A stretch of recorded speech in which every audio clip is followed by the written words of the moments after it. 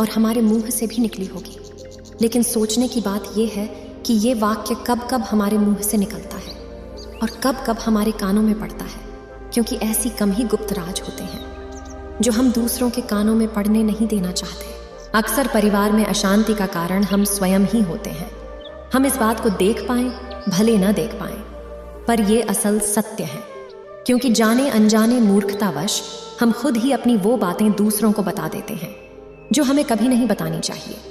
और वही बातें जो जाने अनजाने हमने किसी दूसरे के सामने बता दी थी, वही हमारे दुख का कारण बन जाता है, वही हमारे झगड़े का कारण बन जाता है।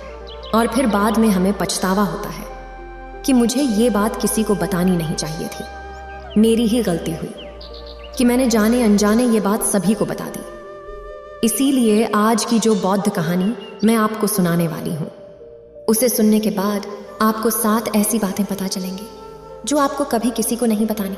ये जो 7 बातें हैं जो आपको किसी को नहीं बतानी, क्यों नहीं बतानी, इसके पीछे का तर्क भी मैं आपको दूंगा। और इन 7 बातों के अलावा अगर आपको लगता है कि कोई बात ऐसी है जो मुझसे छूट गई या मैं नहीं बता पाई, तो कमेंट में ज़रूर बताना, इससे पहले कि आप इस बौद्ध कहानी में खो जाएं। यदि आप महात्मा बुद्ध के विश्वासी हैं तो इन दिव्य उपदेशों को ध्यान से सुनें। इस वीडियो को पूरा अंत तक देखें, वरना बाद में बहुत पछताना पड़ेगा। अपने कीमती समय को फालतू के शॉर्ट्स वीडियो के जगह यहाँ लगाए, कुछ नया सीखने को मिलेगा। एक समय की बात है, एक नगर में रिंकू नाम कई युवक रहता था। वो युवक बहुत गरीब था, कुछ पैसा नहीं था उसके पास। 2 वक्त की दाल रोटी भी बड़ी मुश्किल से उसको नसीब होती थी।